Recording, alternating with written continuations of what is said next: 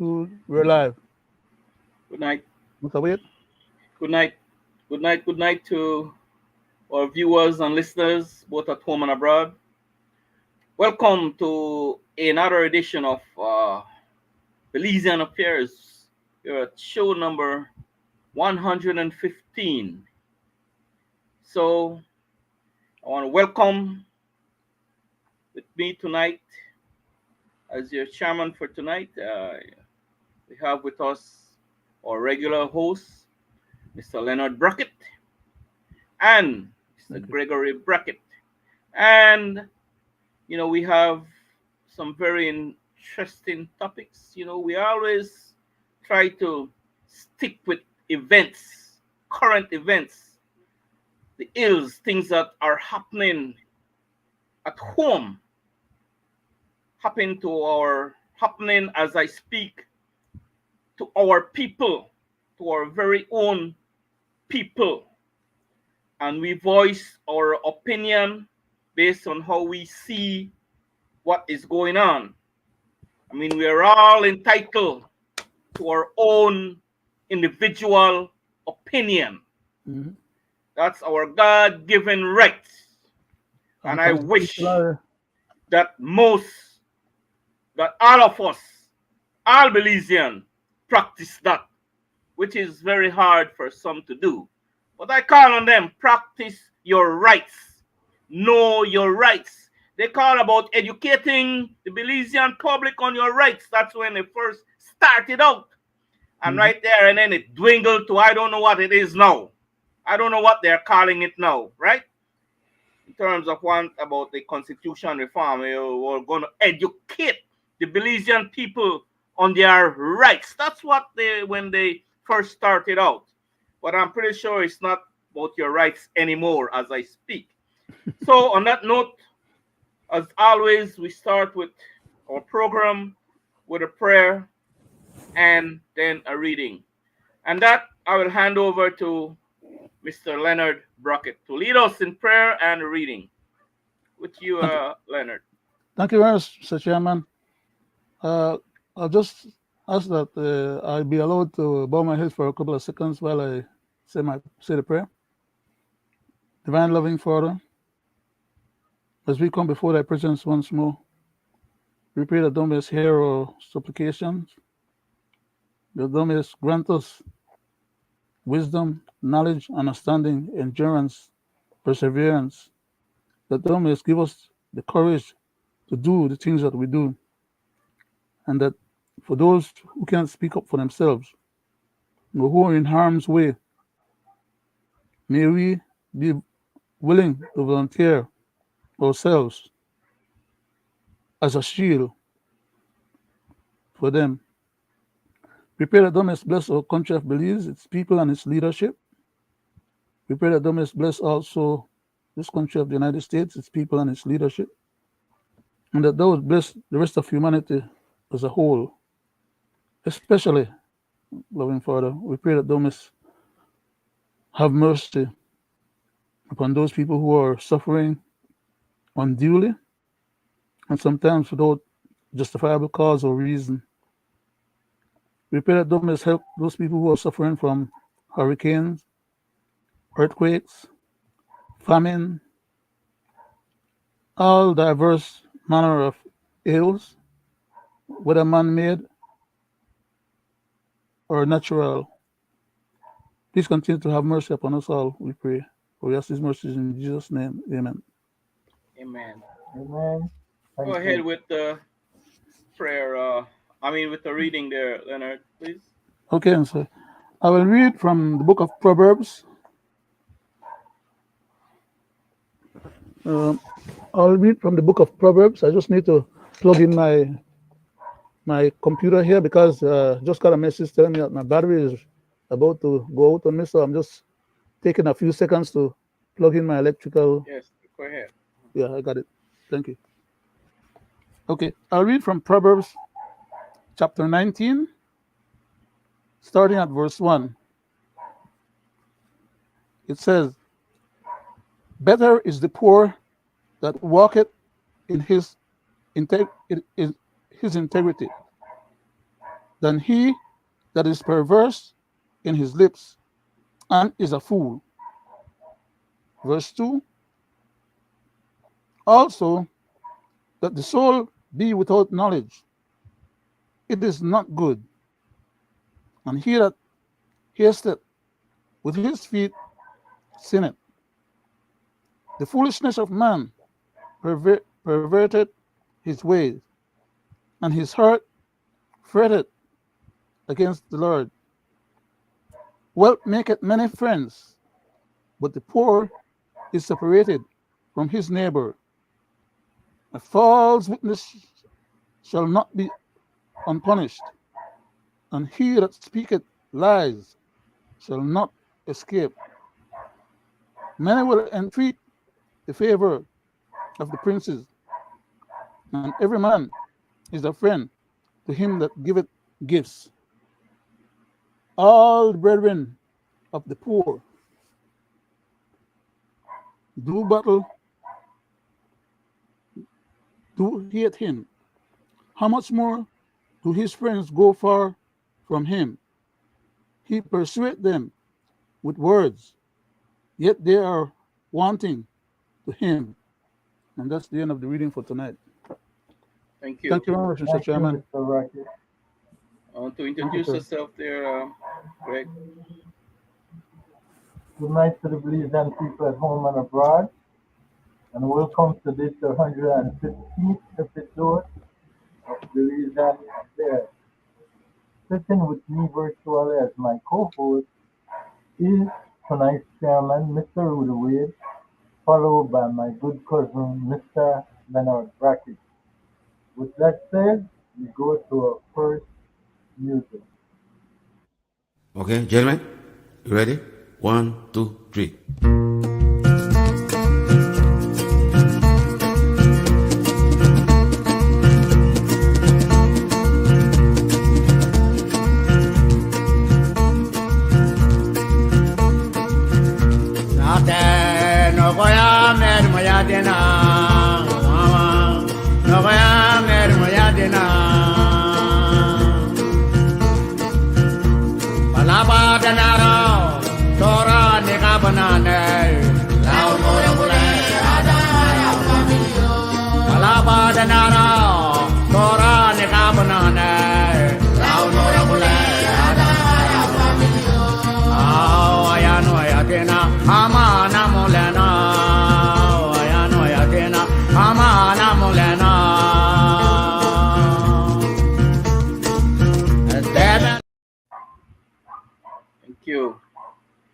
Thank you, Greg. That's a very soothing piece of art, soothing piece of music that you played there. Good for the soul. It goes deep. We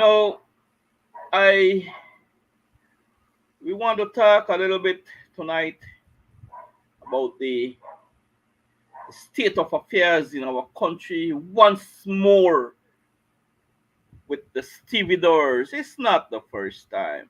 It's not the first time. And for sure, it's not going to be the last time. We see the sides our leadership take. We see where the priorities are. We see who they're more catered to. We see the ones that are forgotten. You see the ones that they don't give a damn about. We just off of a municipal and city election, right? Nothing new. Nothing changed. My people, you see all the uproar and all the movements just for a month before that election. We see all the gerrymandering and all the abuse of the public purse, and you see all their movements. For what? Just to dazzle your eyes for just a few days. 10 days now after that, no, 7 days gone after our election. What's new? Are they still around?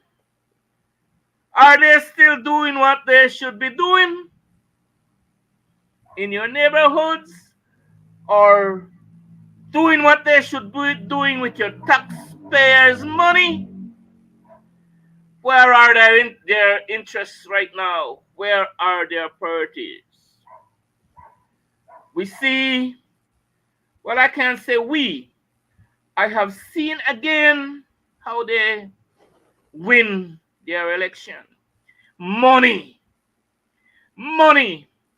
I have seen votes went for as much as $300 in my municipality. I don't know how much it went for in Belize City and Danriga and PG and the North and Belize. I can't say, but I'm talking about what I saw in my municipality. And sadly, people are already complaining, well, you know, here I shouldn't, me. Right? They said that the last time. My poor people, I sorry for you, you know. I sorry for you, but we will keep fighting and we will keep advocating for change, and we'll keep calling out little like ills like what just happened 7 days ago. We'll keep calling it out. We show videos of your prime minister in terms of soliciting the votes from Melchor. Right? Not come from my mouth, came from his mouth on that video. We see the abuse again, past and present government abuse the taxpayers' assets, the country's assets, the taxpayers' money, just to win an election. Right. So, getting to this now, that point where again we see the situation with the port. We want to talk about that. But yet, who is looking out for these? Most of them are black. Those port workers are black. Come from the south side. Right? Who do fight for them? No, they don't need them no more because they don't get. And you know what? I blame it on no, because you know, the same one gonna take on $300 and voting for these people. Right? When I see one. Right? Mm-hmm. So I call on you now, my brothers and sisters out there, because I know, you know, I know it's no foolishness. Stand on the ground this time, man. Stand on the ground. Don't make them come and show and he kind of dazzle this over on the eye again. Right? And back to square one and still wait for $3.4 million. Right? That Ashcroft should have paid. That the court awarded, don't know. We don't get it yet. But no one gonna vote for them again. Whether a UDP or a PUP, the same thing I serve for one of my brothers. Right? Because, you know, they come and dazzle on and leave on and still no one get on the money. Right? Still no one get it. Mark my word. You hear my good man there, Mr. Gregory Brackett, to play a tape on the last this situation here with the port, right? And not to mention the crime and violence, the killing in this country, and the abuse of power by the police, who we pay to serve and protect us. Serve and protect us. We see it play over all too many times. Their abuse. And like I says, look what they put people through for a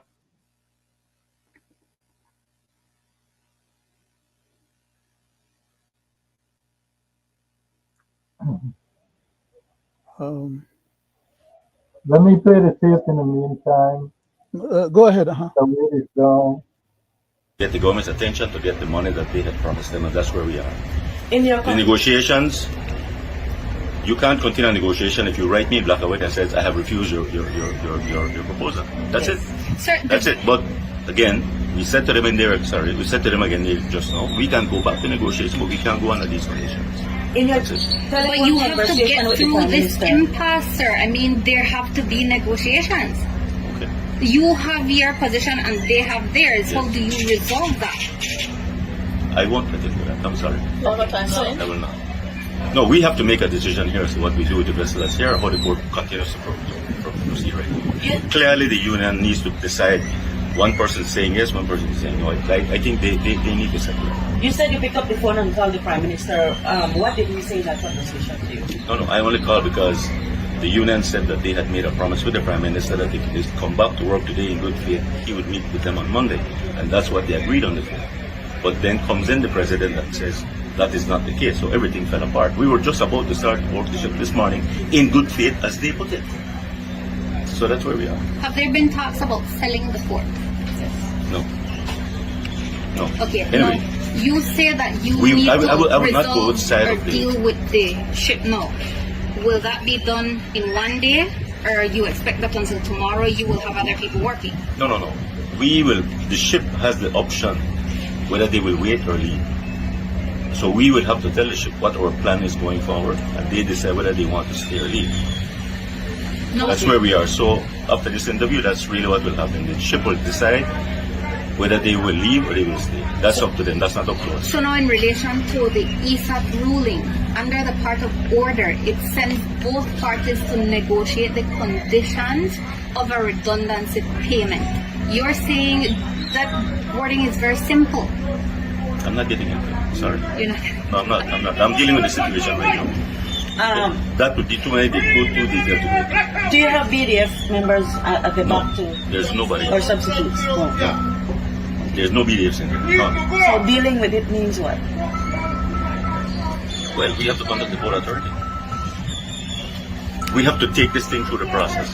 But immediately for me, it's to indicate to the shipping line, to the agent, what the position is, and then they take a decision after taking in touch with their international body. That's it. How long will that process That won't take. They refuse to have piecemeal negotiations, that they don't want the CBA to be lumped in with the quote-unquote sugar money. Is that the case? Is that what the court has been offering? That is not the case.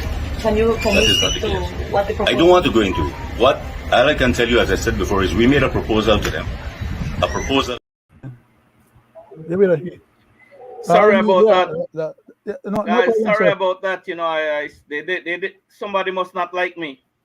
They cut me off just now. Every once in a while and do it to all of us, no? Sorry about that. Yeah. That, probably what you were saying, somebody never But like, man. yeah. Try to silence you. You can't silence But you yes. constitutionally, so they silence you. Exactly. You know, with Yeah. So mechanisms. thanks for But having that patience. Greg, Mr. Chairman, Greg had went ahead and played the clip Video. note, which is what we were looking at just now. Good. Thank you. Thank you, And Greg. I'd like to ask if You want to comment on it? You want to comment answer. on that, Leonard, or Yes, you sir. want to go ahead Yes, and sir, that's what I comment? was going to ask Go ahead. permission to do. Yeah, go ahead. First of all, this gentleman is one of the people that Mr. Prime Minister put for run for Belize Sport. Okay? He is speaking on their behalf, apparently. But as you notice, at the end of the tape, before Greg cut it off, I was there just saying, get rid of him because he's not there to answer no questions and how to facilitate the media learning or knowing what the facts are. Yeah. The problem is, he is over his head. He's been given a responsibility to help manage the port on behalf of us, the Belizean, the public, the people of Belize, who now recovered it and it's under our ownership. But they have been given free hand to run it as if it's a private enterprise, that they're the high-powered people or high-paid people who are now in charge of it, are now supplementing Mr. Ashcroft with the same kind of shenanigan, disdain, disrespect, and disregard for the well-being of these stevedores. They have not taken the bull by the horn and tried to come to a resolution to solve all the outstanding issues. Instead, they're just playing these people for suckers.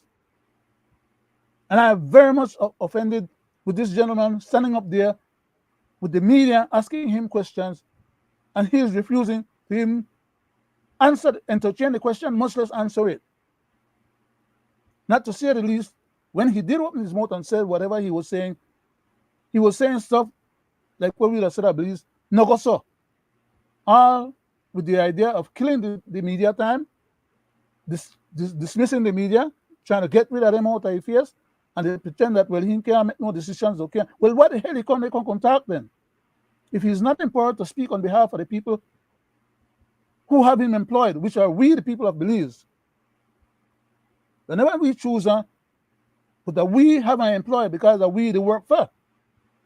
And he can speak to us through the media, through the Freedom of Information Act, and tell us what we need to know. But they want to try bamboozle us and pretend that, well, the stevedores are at fault because they are the one who want to upload the ship.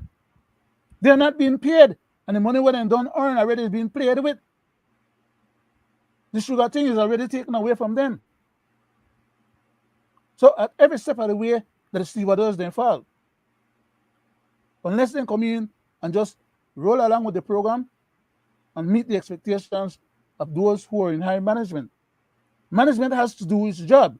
Like the young lady that was asking the question from the media group was, they have to negotiate. If you have an impasse where two sides have a disagreement as to the facts or whatever is it that is being put on the table, then got to discuss it until they come to a meeting of the minds. But they don't want to come to no meeting of the minds. They just want the stevedores, them, the little black people from across outside Belize, just knuckle under as usual. The young lady even asked the question, which was a relevant question. Do they have any BDF there that will upload those things like where happened under the Ball administration? Exactly. He said, no, there's no BDF there. That doesn't mean that they can't call them in and have them do what they want. Especially now since the government own it. It's an essential service. Because it's an essential service, you do not create loggerhead or problems with the essential service employees. You make sure you spend the time and finish the CBO, the negotiating thing, and the agreement that's been going on for years and years and years on end. Not that the government took it over, it's the government's responsibility to look into those things and resolve those things. Don't wait till the ship is already docked at the place there, needing to get offload. And then he on talk about, well, the ship people they have to decide whether they want to stay or whether they're going. Whether the ship they are blame, no. First time they blame the stevedores for not offloading the ship. Now, I bet you they turn around and say, well, if the ship leave, the stevedores have to pay the island goods that the ship have to carry, or we get lost. So they want to turn around then and use the money where they don't have under their control to pay or defray those expenses. Island they do that chance to people. Mr. Chairman, thank you very much. Thank you. Over to you there, Greg. There's more. But I just well said, my cousin. You know? Well said, but I believe that the CWU let this get out of hand. If you recall, they had signed a written document under the Prime Minister Musa that said that whenever the sugar is moved on south, they will get paid. Not to forget that it is present government went ahead and sided with that company to move the sugar down south. Now I'm saying this to say, because RCWU does not have money backing and does not have no large entity with them, they let it slip out of hand. Because if there was a signed deal with the government and any foreign entity that they bypass, especially the Ashcroft regime, they would have already been in court, and you know what they would have done? Settle, as you see the present government doing. You violated a signed deal between that corporation and the stevedores. And you went ahead and said it was okay for them to move because it is casting lake. Then you as government want to acquire back the port that belongs to the Belizean people.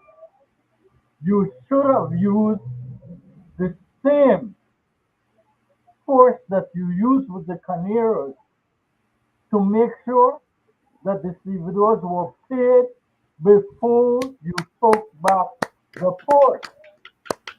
And I'm saying this to say, you as government, I've mentioned it, is a discriminative government because you even went and legislated laws against ASR, BSI for the Caneros. That is unconstitutional. And lost So the how case. come you didn't do that for the stevedores that already went into a tribunal and there was a ruling? You bypass it by saying that you do not get into private entities' business. When But they don't yet want. you went and legislated laws to favor the Caneros. Come on, that is ludicrous. Because you know what? What happened now? Whenever a government loses an election and a new government come in, you inherit that. Make sure that these stevedores were paid under the previous owner. You inherit that debt. So you government is the one now who is supposed to pay these stevedores. Whether That, you like that was it part or of the not, settlement. you That was part of the. inherit it. Remember the thing where I call all outstanding agreements? The settlement where Mr. Prime Minister came to us in the House and told us about all outstanding. That is part of the outstanding thing that was supposed to have been covered. You are correct. And that is why I You're a say fool. That's what. the CWU monetary is lacking. Because if that was any foreign corporation, they would have already have litigation against the government. Because you heard him say it. All outstanding what? We don't need to say the rest. Back to you, Mr. Chairman. Thank you. Well said. Well said, guys. I'll just show a little light more into that. He had settled outstanding debt with Ashcroft, 76 million as he got in. Outstanding debt, right? Why the hell can't he settle for the stevedores? Why can't these people get paid when the court? See, I can't understand these. How? That's to show you how these people think about the poor black man and black woman, black man and black woman. Mr. Chairman, if I may, why do we have tribunals if they mean nothing? Why are taxpayers' money wasting on these entities? Just close them down because they have no say then. Mr. Chairman, can I add Simple. one comment? Go ahead, One quick Leonard. comment. Go ahead.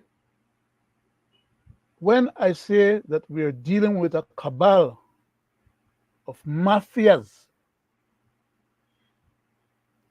who are not leading the country as a proper, established, legally elected government. They are not acting as a government. They are acting as a cabal, and a cancerous cabal at that, because they are destroying the fabric of our society at the lowest levels. They don't care about the stevedores,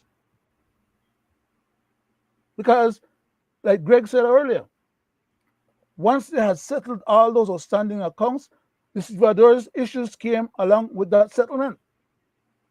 It is the government's responsibility to make sure now that these people, the stevedores, get their money one way or the other. But when they try to know, I'm almost certain the government not got the cash flow on hand. Okay? So then they stall them out and play with them some more because the stevedores can't go to the treasury and grab the money and take it for themselves. It has to come through the government.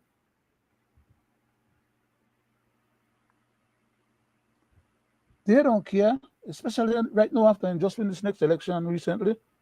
They have been empowered more. They feel more, So what they do know that bring the political thing and throw it in our face and say we have the power and the authority by virtue of the people's mandate to do what we want. We don't care who all object. The people are with us. The people are staying on track.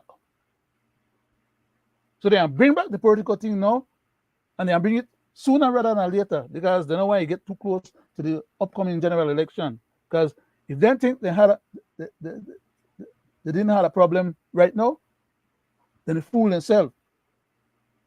Because a general election is not the same as a city council or town board election. Any other political wizards could tell them that. But anyway, I'll leave that part alone. I'm not straight from the topic. Thank you, Mr. Chairman. Thank you, Greg. So my thing is that, why our people so dormant, man? Why are we so dormant? And I will just say this now, that you see how all the hype, like you just mentioned, Leonard, about the big win for general election, and for the town council and city council, you see the big hype.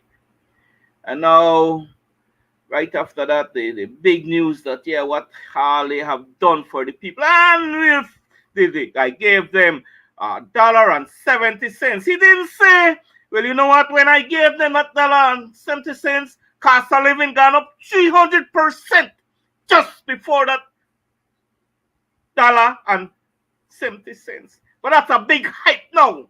What is the price, I guess? My people, why are we like kunumunu? Right? So these guys are a bunch of jackals, past and present. They are about themselves and how to win an election and how they could get across to you and dazzle your eyes, because that little episode, like I was saying before, gone, and people don't cry, I shouldn't have me take that. It don't happen. No, Mr. Stevedores, my brothers and sisters, you know what? You see the same 4.6 or 4.9 million where Ashcraft own. That when come to but closer to general election. Right?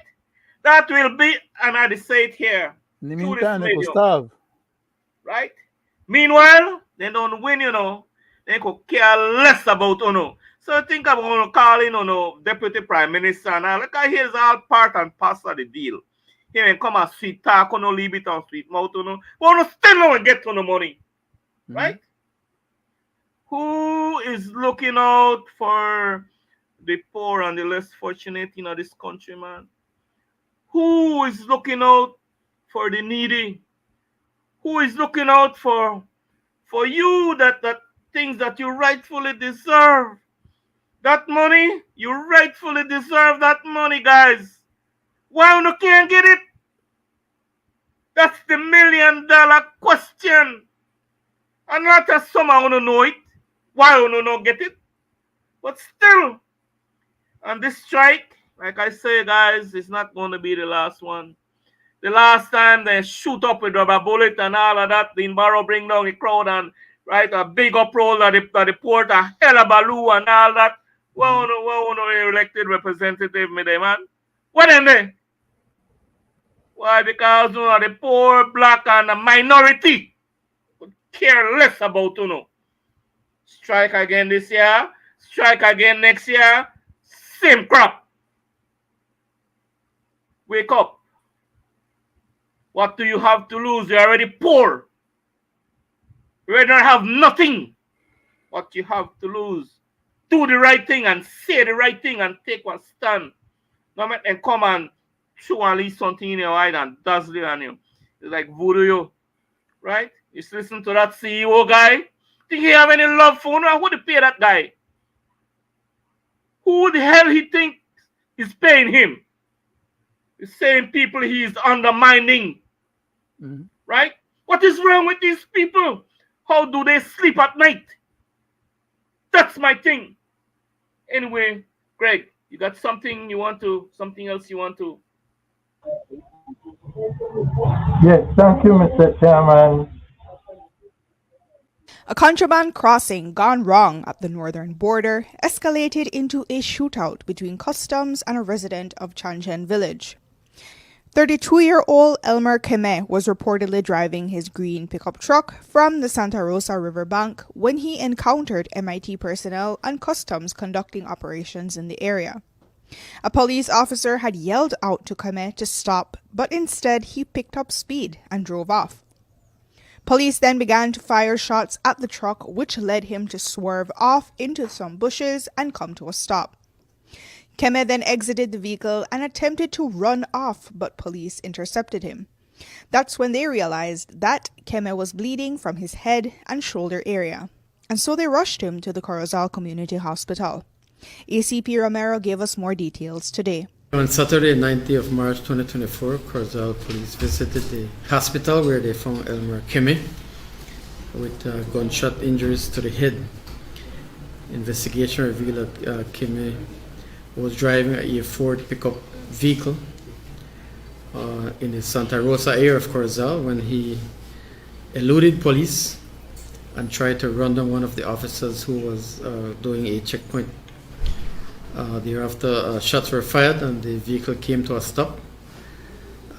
Keme was observed with a gunshot injury. He was taken for treatment, and inside the vehicle, police found several items on custom goods. Since the incident, Keme's family has made several pleas on Facebook requesting financial assistance for him.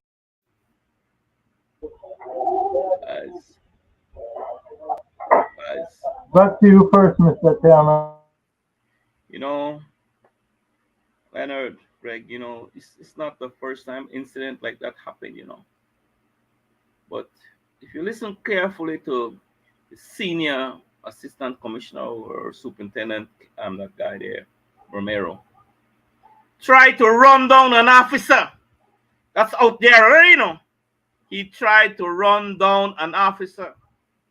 Well, that gave a little leadway, you know.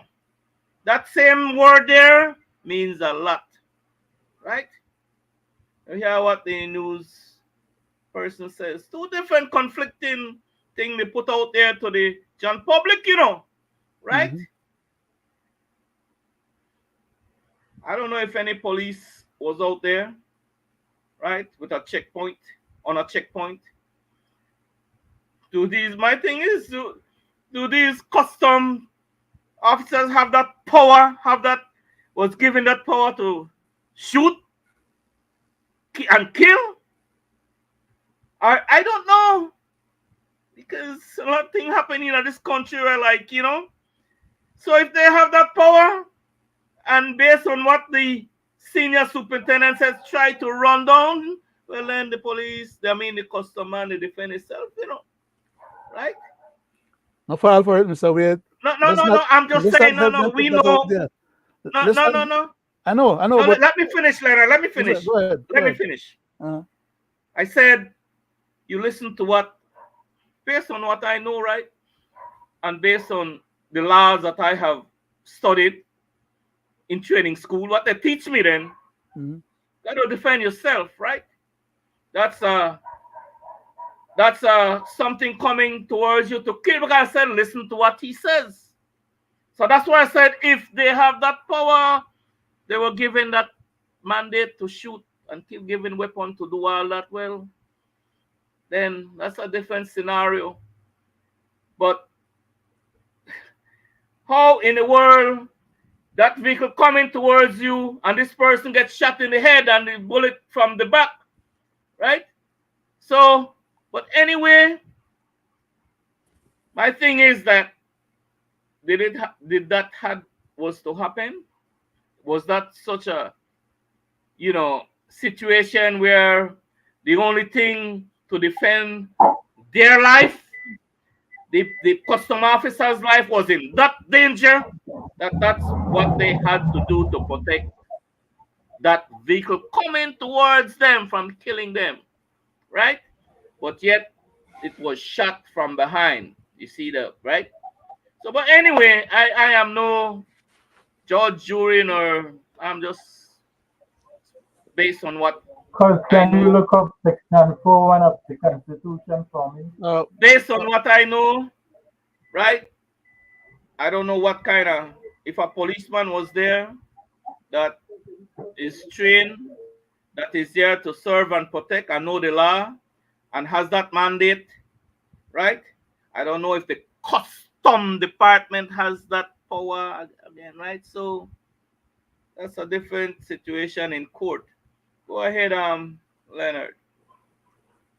Mr. Chairman, I'm no judge, neither am I a part of the jury, which has not been empaneled yet, nor do I consider myself to be an executioner. But I know that each of those particular circumstance or category is different than the other. A judge is different than a jury is different than an executioner. No police officer, as far as our laws are concerned, is empowered with the authority to be judge, jury, and executioner all in one. Not even a judge sits as an executioner. Okay? So when the officer is going to stipulate that this gentleman attempted to run over one police officer, that is something that they always put out there as a red herring in order to justify the police officer getting off from having committed a crime under the color of law. I can sit here right now and tell you the outcome of this particular case will be just like the other previous ones then. Nothing will change. By virtue of the first stipulation that he made to say that this gentleman was trying to run over the police officer. And as you rightfully pointed out, that officer shot at the vehicle when the vehicle had already passed them, because on this show, we have shown already now that the bullets came, two of them, on the back of the pickup truck window, on the mullion for the window itself. Okay? The two bullet holes are right there. And there are other bullet holes that we have seen as part of the same presentation. But the one we hit the gentleman in at the back of the head was one of those two bullet holes. That means that that vehicle was not about to run nobody over. Vehicle already passed. Right. And the shot So at why that vehicle, didn't shoot on the tire? Why didn't they shoot at the tire? Hey, Leonard and Gregory, why didn't shoot on the tire to slow down the vehicle? Why that deadly shot? That's deadly shot. Shooting up there now, slow down the vehicle. Right? I will answer that for you, that person that go ahead, Leonard. Go ahead. Yeah, that person that did that shooting had to have been within his own capacity of saneness, being sane, and not being crazy. Then, in other words, sane enough to realize that the value of that vehicle and the value of whatever could have been in that vehicle does not equate to the value of that person's life that he took. But he took that person's life gratuitously under the pretext that he, as a law officer, is empowered to stop the guy from evading customs. But our law and our system should not allow that police officer or that custom officer or whoever it was that fired those shots to get off. Because that was a gratuitous and willy-nilly consideration for the life of the occupants of that vehicle.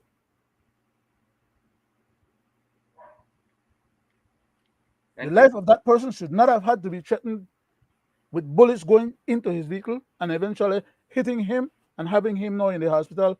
Probably, we don't know if the man is going to survive or die, because headshot, that's not an easy thing for most people to survive. Thank you. So that person that made that arbitrary and capricious decision to just fire his revolver, despite the fact that it is issued legally to him,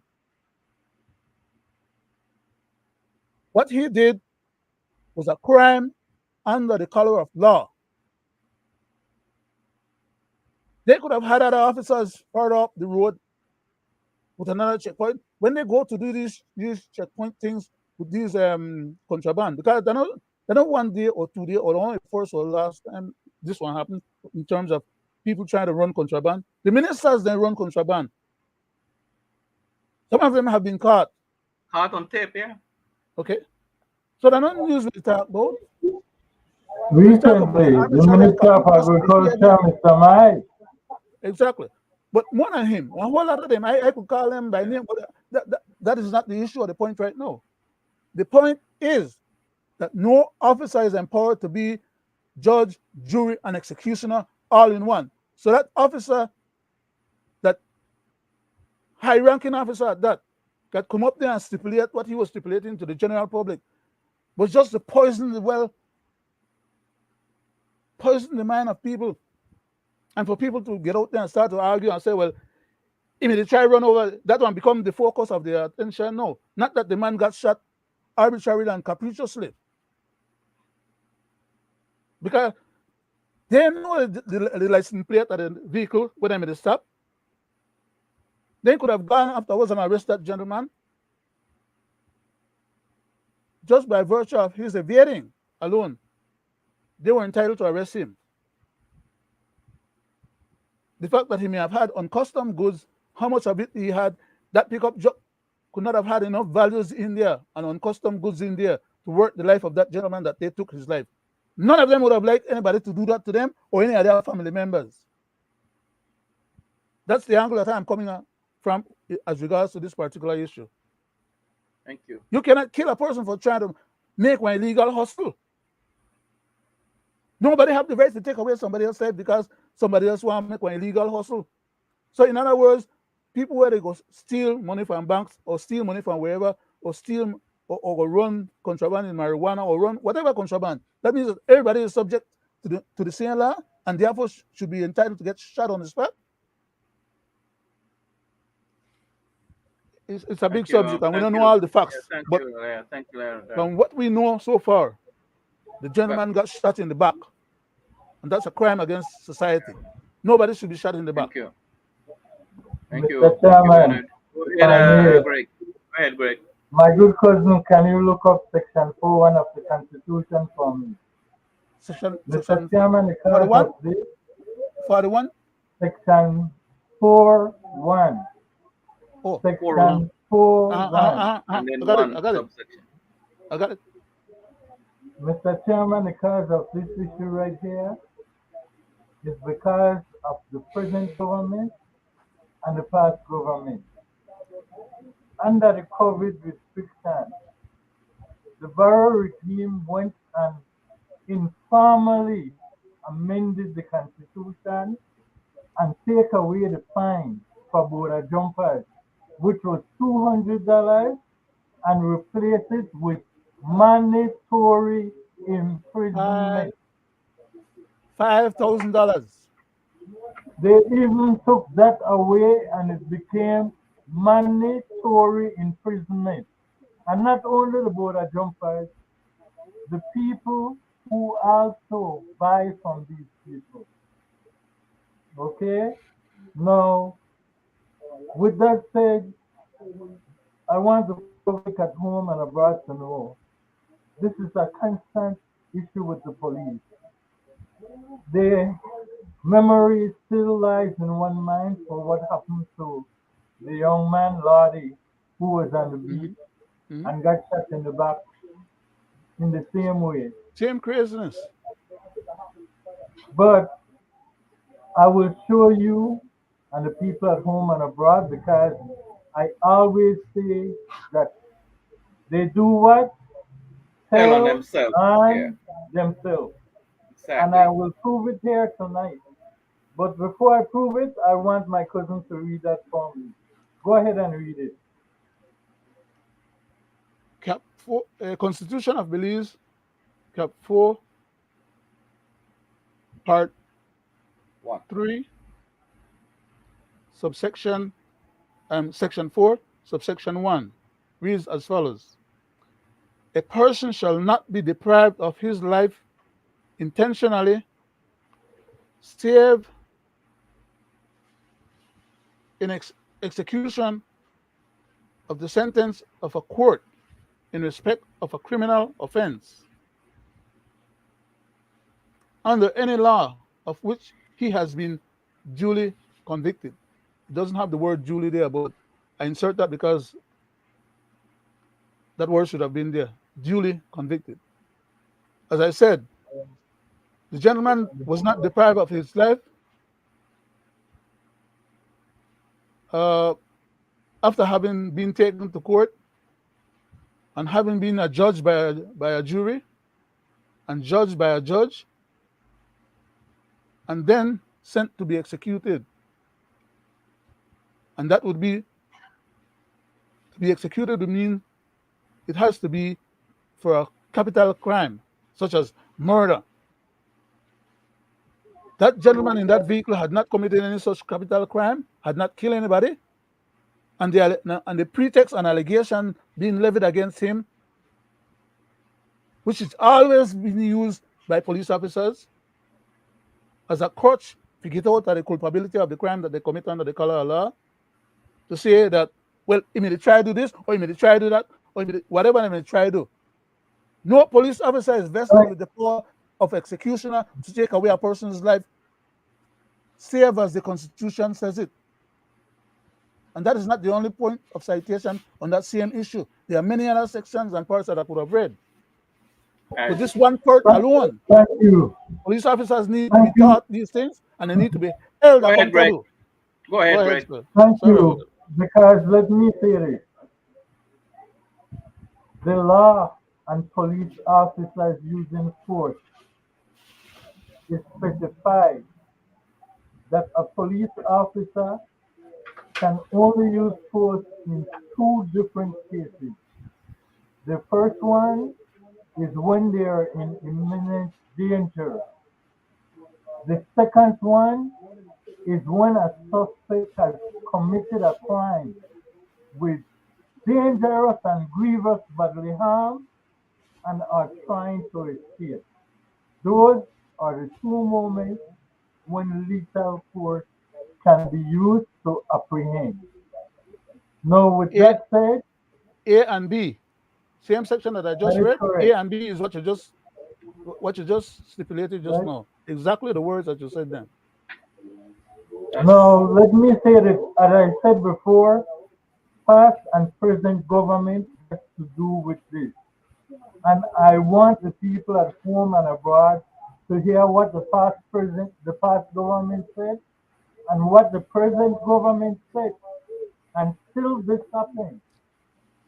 What we're doing is to treat those that enable the border jumpers, that purchase the contraband items from the border jumpers, to be treated as themselves, having committed a crime, to be treated in the same way as the actual border jumpers would be treated. So if the police get a report or for any reason have to enter a shop or private premises, and the householder or the shop owner has in plain sight Corona beer, for example, that householder or homeowner will be charged. and treated as though he or she is himself or herself a border jumper. Madam Speaker, I think we need to be very careful here, because while the majority of citizens do not have any sympathy for border jumpers, the truth of the matter is we need to look out for the small man and woman in this country during this very difficult economic time. Many of our people, Madam Speaker, they are purchasing goods based on the price that they can afford.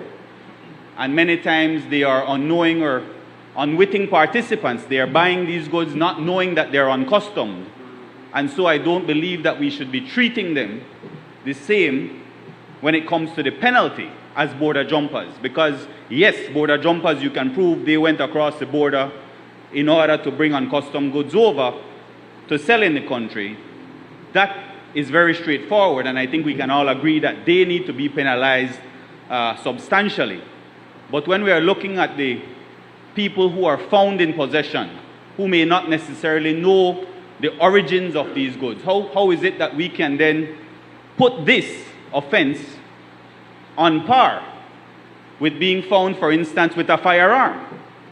So a firearm, everybody knows what that looks like.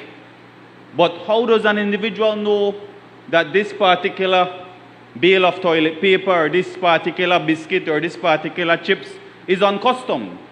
So how is it that we are now going to punish those individuals who may not know that these are uncustomed goods? So, Madam Speaker, this particular piece of legislation seeks to impose the presumption of guilt, meaning that if you appear before the magistrate, you are going to be denied bail. And as we know under our Constitution, it is that you are to be presumed innocent until proven guilty. But right away, we are sending them to Hattieville prison. I represent the right along the Guatemala. Mr. Chairman, what did I say? They always do what? Tell on themselves. Can I jump on that one before it gets stale?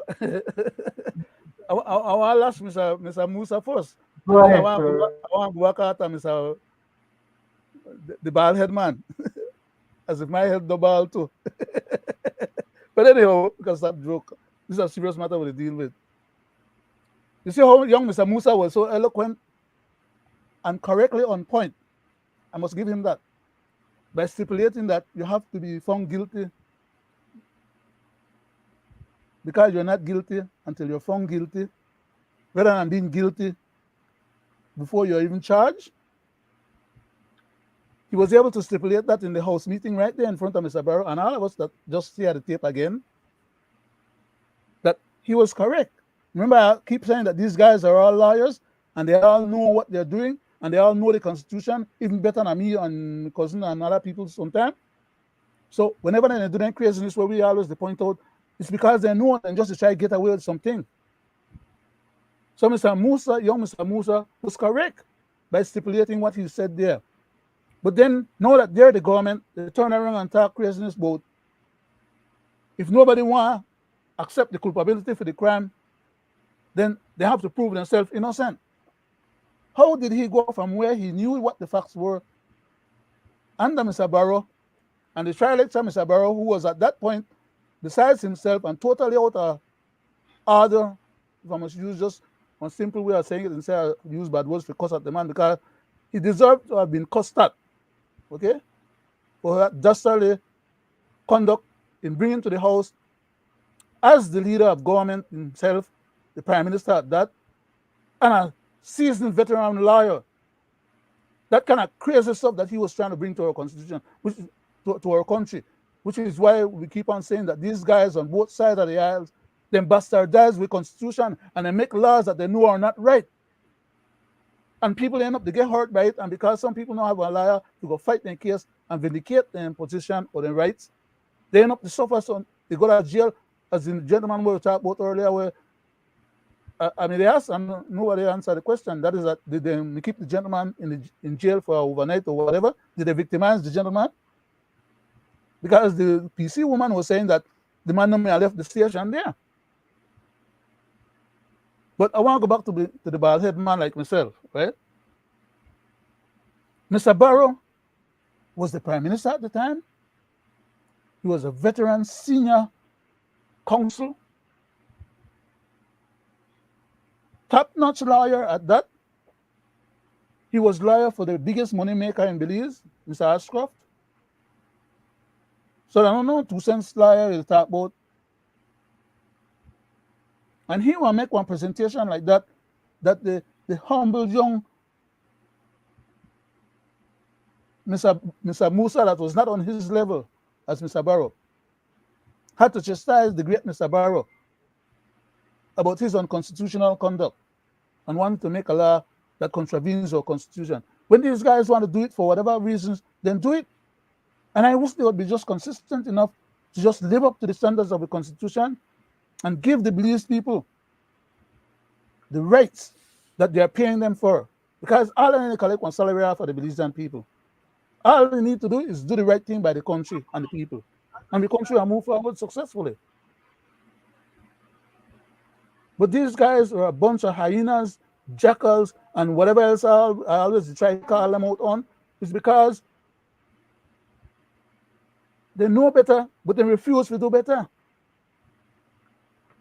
And until they do better, the rest of the population and the country will just continue suffering. I yield back, Mr. Chairman. Thank you. Thank you very much, sir. You know, guys. Mr. Chairman, if I may, Go ahead. had they not unconstitutionally passed that law, this gentleman probably would have stopped, paid the $200 fine. They took away what he has in his vehicle, and he goes about his business. That could have simply been done, you know. But Mr. Chairman,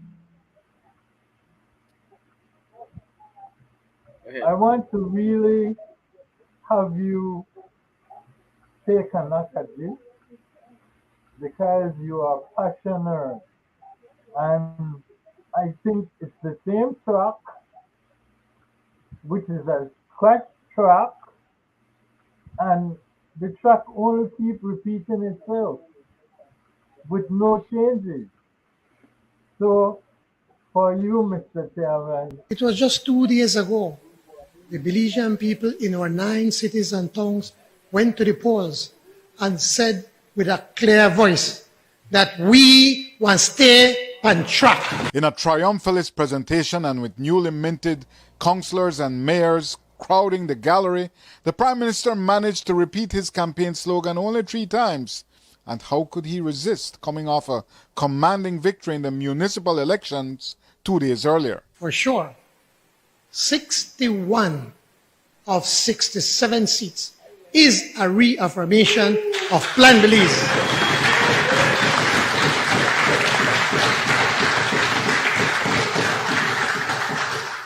But down to the reason they lost some of those seats, the PM addressed inflation and Belizeans' shrinking buying power. The inescapable fact is that domestic purchasing power has been eroded by an increase in international prices. This is an issue that Cabinet has grappled with constantly. I have listened to the anguish of Belizeans on this issue, and I understand their frustration. The dollar is just not stretching the way it used to. But this is not the fault of government. A recent in-depth analysis commissioned by government shows that 3/4 of the price increases Belizeans endure comes from imports. For example, government has no control over the cost of flour, or fertilizer, or a barrel of petroleum, or steel for construction. Neither do we have control over the cost of shipping containers to Belize. What we have done to combat inflation is to put more money in the pockets of hourly wage workers. We have cracked down on price gouging by... Out of here with that craziness. to you, Mr. Chairman, we on top, Mr. Chairman. Guys, Oh, man. there he goes again, There he goes again. Who believed that guy? You know, who believed that guy? Only his minions and his. Go ahead, Leonard. Mr. Chairman, Go ahead. why does this guy have to lie? Why doesn't he tell the people the truth that gas prices keep going up, and more higher the price go up, the more money he make out of his gas company? Why not explain to the people the basic logic? He complain about the thing that will come from abroad. Has he ever been to a local business market and shop? Does he know how much you pong a potato? Does he know how much you pong a onion? Does he know how much you pong a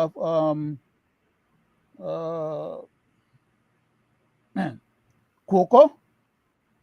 Or what's the price of plantain? Or does he know how much is pong of sugar? The same thing when negotiate the other day and give the man the chance to bring in high price sugar, so that now after when the season start growing sugar and the sugar is available, the same sugar now is going to be at a much higher price than it would have been otherwise, than the knucklehead agreement where you go and give the people in.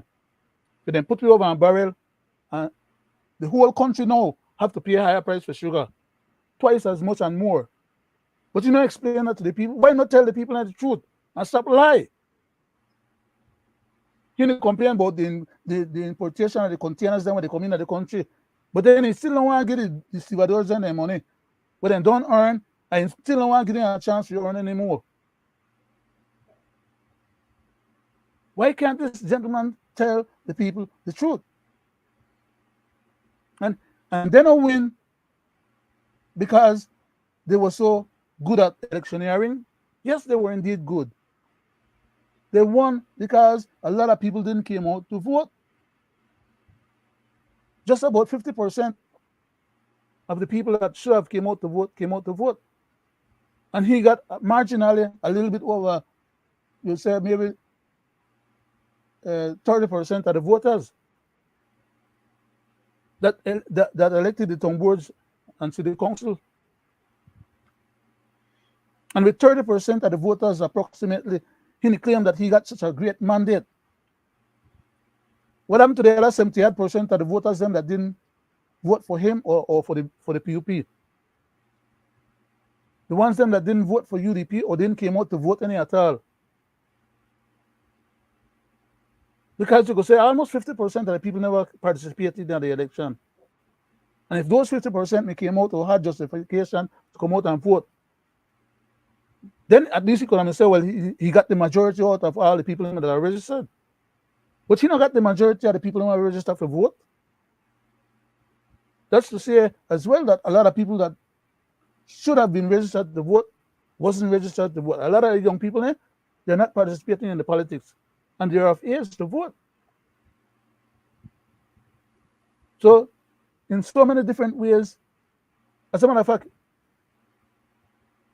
he is beefing right now with 3 of his ministers then in the House of Representatives from the Cayo district, because those 3 ministers did not do enough work to have won Santa Elena and San Ignacio. You not tell nobody that, but he's beefing with those guys. He's mad with them right now, because according to the Prime Minister, they should have done their job. He gave them enough resources to make them win, and they still never win San Ignacio and Santa Elena. And San Ignacio and Santa Elena is the equivalent of Stan Creek and PG and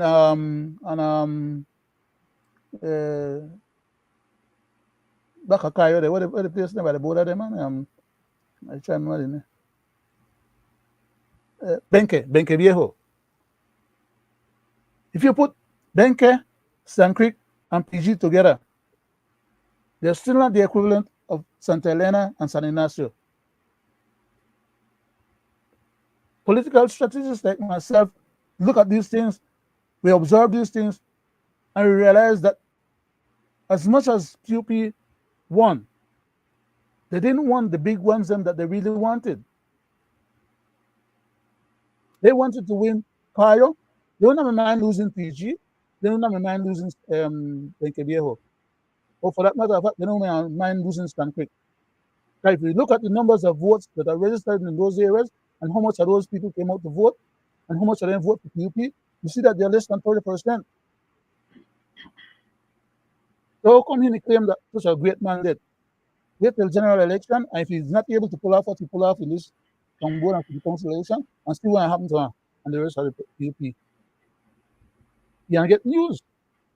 But I guess by then he probably gonna work hard. Just like how they did in the last 6 weeks before this election, yeah. They do some work. The 2 months before the election, get called the general election, and they are banked on that. But by then, between now and then, people are done, tired, fed up, and frustrated more again. And a general election is not the same as a town board and city council election. So they could run to the bank and think that they're not gonna get what. Are you back, Mr. Chairman? Thank you, Leonard. People, you see that back to that tape that Greg had played with the then opposition Musa, right? You see how nicely he is for the poor and the poor people, and they right. You see, we talk about him, what Dean Barrow was doing. That law was bad for the poor people. You decide, right? If that tape was played, you decide to see the level of treacherous people, very treacherous. And whereas he was opposition then, you know where he is now as I speak. Now, you know, you asked me to comment on that with that guy there, the prime minister of this country, right? I've said numerous times, nothing that guy says that I believe, I take with a grain of salt. Salt! That's based on his repetitious line to the Belizean people, and sadly, we take it with hook, sinker, line, fish coming up, everything, right? And how he painted, see the nice things he does, and they painted nicely that he deserved that, right? And that's what gave him that mandate now to suck it to you again, right? I mentioned price gouging. My people, anything change at the Chinese grocery stores as I speak based on this filth that coming out of that man's mouth? Anything change for you, man? Well, if something change for you, well then, sue me, because of the life on the man, right? Anything change at the gas pump, right? Price gone up. If something change, wow, sue me. Lock me down. Take me to court, right? That man is a very treacherous man, along with his minions, right? My thing is that, how they come bare-faced. See, the nation, he was speaking to the nation, knowing damn well it's a lie. He's speaking to the world who watches. That's when he think that the only cronies and thing watch him, I filth that comes out of. No, he's lying. The whole world watches this man. But does the whole world know that he's a liar? Compulsive liar? No. But we know, all three of us know, I don't know about the rest of minions, but all three of us know that he's a liar man. And he does and says anything that will make him look good, that especially winning an election. Promise anything, just, hear my word, just to win. And after that, so sad, at the end of the day, how our poor people are being used like cattle, like a workhorse, or like chickens with their head cut off in election time. See how they are being led to the poll. Led, literally, as you get to that gate and pick you up by your hand, they like you, you love you. Let's go and they carry us straight to the voting booth. Come out, you get your leave $50 or your leave $100. Right? These things, you know, you're all accomplices, you know. All the only way to do that, accomplices. Accomplice to corruption, accomplice to criminality, right? Sad, but anyway, Greg, I want to say this, right? That in my time, guys, when I was a policeman serving my country, we used to have roadblocks, checkpoints. I've been on several of those. Same thing that happened to that young man, Keme.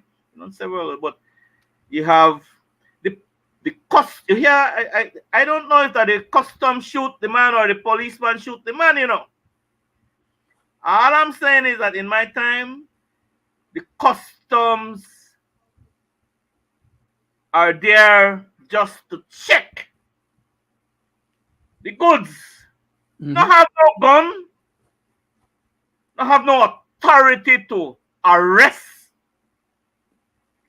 That's the authority of the policeman. Like I said, and I said it before, I don't know what kind of mandate, what kind of powers these guys have. No, if the customer shot the man, right? I said that. And Greg well said that how a police officer could return fire when his life is in danger. And I said it before, when his life has been threatened, right? Then the law gives him certain leeway to react, right? But I said it, Greg, maybe you might know, lately, because they always the amend law, Greg. I don't know if the customer have that power, Greg. Maybe you could tell me if you would have. No, he don't, Mr. Chairman. There is only one law in this country, the Constitution. What do you see? And any other law that is in null and void. So right away, isn't he guilty of murder or guilty of maim or harm or attempt murder? When he's not given that authority to pull a weapon. But arbitrary and capricious. Policeman, guys, right? Like I say, I don't know if that the policeman shot and you hear what the man, the senior officer says. They try to put out as an excuse. Right?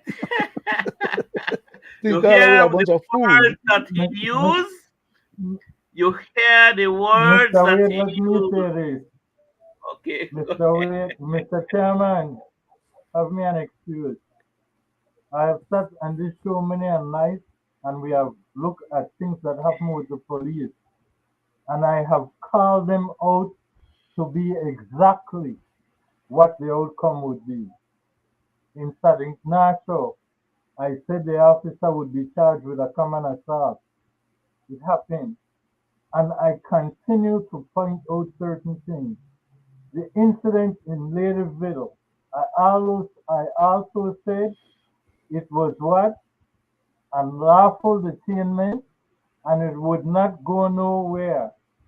Now for the Belizean people at home and abroad to see how we here and Belizean affairs try to educate you on the Constitution and laws, here it is. I watched the video, and the night when Mr. Wilson was released from police custody on bail, he reached out to me on social media, on Messenger, and he also sent me the video footages. And after having viewed them, I responded to him and said that what I saw does not amount to boisterous behavior. And I also advised him to have gone to the Raccoon Street police station to make a complaint to PSB, and that I would have the matter addressed by PSB. I again contacted him yesterday and spoke to him at length, and he said that he was going to PSB to make the complaint. I have not checked with PSB if he did go in, but again, you all would know that I have a very... Mr. Chairman, do we call it out here in Belizean affair legally and constitutionally? Greg, Go ahead, sir. as part of what you're You saying have, there right you now, have, go Mr. ahead with Chairman, 3 minutes, Leonard. Go ahead with 3 minutes. I never wanted the whole 3 minutes. I just want to Yeah, say go ahead. something quickly on top of what 3 minutes. Greg said just now, right? For your closing, though. 3 minutes for your closing. Okay. Okay, but I still want to focus first on what Greg said because we only have. I know, very germane. Greg, exactly what you just stipulated, that here on Belizean affairs, we're not about grandstanding, and we don't open up the mouth and talk and say nothing. We're not go so. Because all of our shows have been logged in public as a public domain exercise, and people can go back and check. 98.5% of everything that we have said over the last 115 shows has been proven to be right on the money. True on that. No back and forward, no here, so no whatever. Everything we have quoted about the law, everything we have spoken to about the system of governance, the misbehavior of our government officials, area representatives, ministers, prime ministers as well, lawyers, attorneys generals, and all of them. We have not spared any of them, as a matter of fact, on this show. So nobody can accuse us of trying to run water on behalf of no political party, because just as how we flag the PUP, we flag the UDP. Our purpose for existing is about good governance and the well-being of our people, and about educating our people so that our people can know their rights and exercise their constitutional empowered rights. If people don't know their rights, they can be hauled and pulled. And just as in the case of this gentleman just now in the station, we saw what they did to the gentleman. We saw what took place. We don't see the whole thing like we had said from the very get-go. But the commissioner saw what we saw. And he, as a commissioner and as a lawyer, agree with exactly what we had said as well. And that is the case in everything that we have espoused or advocated or spoken to on this particular show. And we don't need nobody to come and pat you on the back to tell you, well, yes, you were right, or no, you was wrong. Because we don't deal with things where I make we look stupid and have egg on our face. But no care how tough the issues have been, we have spoken to them and we have stepped to the plate. And if we have to haul on the Prime Minister, we have to call out the Governor General for having matters signed under her assenting powers that are not correct. And then the court have to turn around and tell the government that they're making bogus laws. And then have the Governor General sign and assent to those laws. We did tell them from before, then do it. And after then do it, we still tell them. One but more they don't minute, have to Leonard. abide by nothing that we say or pay attention to nothing that we are saying. But it would serve the country good if they were at least taking some good advice when they are getting it even freely. Our Attorney General says that as the primary law defender of the government's cases on legal matters, he has to go and search or seek additional legal advice when any question is brought to him. That shouldn't have to be. The power and the office that he occupies is one of the highest power when it comes to the legal affairs of the whole government. And he should hold his own and advise properly the Prime Minister, just like how Ms. Marine did. And if when the Prime Minister is refusing to yield to those advice or take those advice, he should be ready to leave that office, give it up, and let the Prime Minister give it to somebody else. But he is not the Prime Minister's personal lawyer. He's the lawyer on behalf of the government as a whole. Thank you. Thank you, Leonard. Thank you very much, Mr. Chairman. Thank you, Leonard. Go ahead, Gregory. You have 3 minutes. I believe the good man has to read the book. If he's reading the book, he wouldn't be in that problem. How come I can call out the section of the Constitution whenever they violate it against a citizen of this country? That is because I read the book, which is important. As we said on many occasions, there is only one law of this good jewel, the Constitution. Yes, there are laws, substantive laws, made by man in the house, but they must be inconsistent with the Constitution. If not, they are informal. And we speak on these things all the time. I've said it. There are two ways that a government amends the Constitution, formally and informally. With that said, I turn it over to you, Mr. Chairman. Thank you, thank you, Greg, and thank you, Leonard. You're welcome, sir. Like Thank we you, always say, guys, we wish we could continue more, but everything has all good things have to come to an end, no? But then we live to fight another day. As for me, I've lived to fight another day, and likewise you guys. So on that note, I want to close off by saying this. Can somebody acknowledge somebody on Facebook? Oh, I can't see it, Leonard, but you Greg, want to? Can you see it? Greg, can you? Can you? Yeah. We can't read them all, no, because we run out of time already. But yeah. But at least we could have picked up a couple of them or a few of them. Mm-hmm. That would be nice. Go right ahead, Leonard. We could do that. Okay. Miss Sonia Allen said, "Good evening." And Good evening, Miss Sonia. I'm responding with a care emoji. I'll write her a little note after the program is finished. And then also Mr. Eric Castillo says, "Good evening, Belize and Belizeans at home and abroad. Blessings. The sleeping giant and the silent majority are waking up. Independent parties are aiming their visions in the right direction to maximize their efforts. Wake up, Belizeans." That's a clarion call. I think that's the end of it too at this point. Thank you, Leonard. You're so right there, my brother. Like we always be advocating for independent people to step up. Your country need you right now.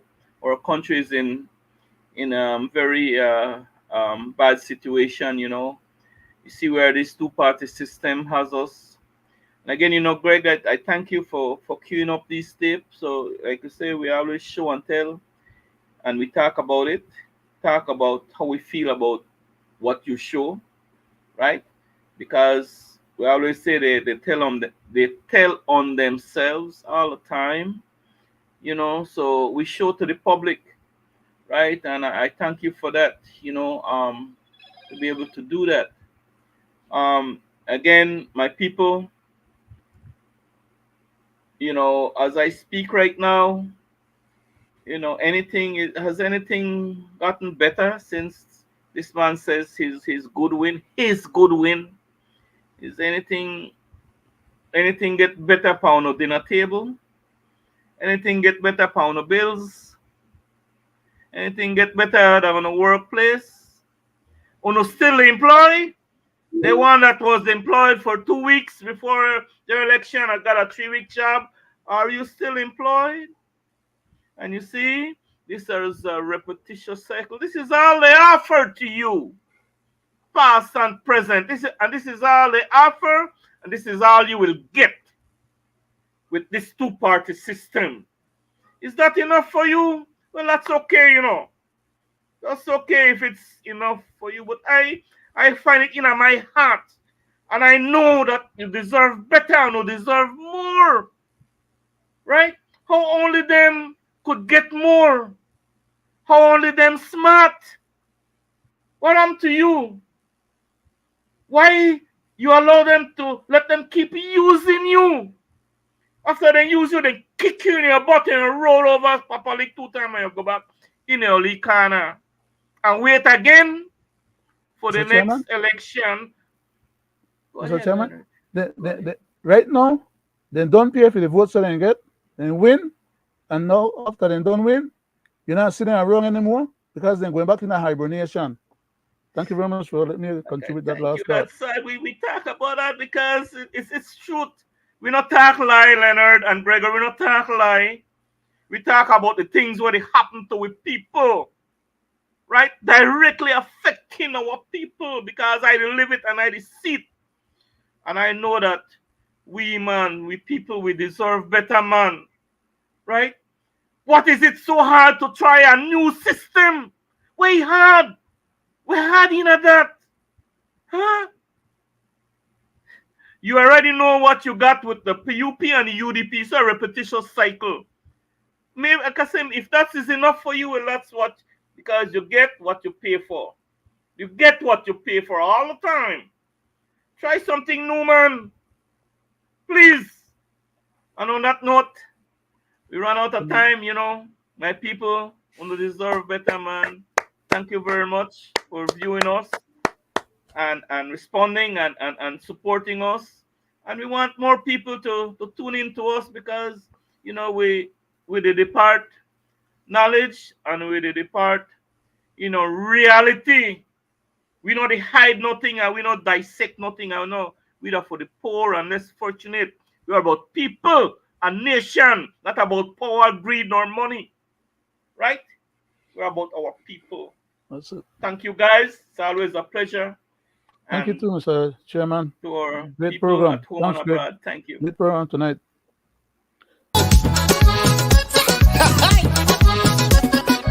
We want everybody. We want everybody. Give me some of your everybody. Give me some of that cassava. We want everybody. We want everybody. Give me some of your everybody. Give me some of that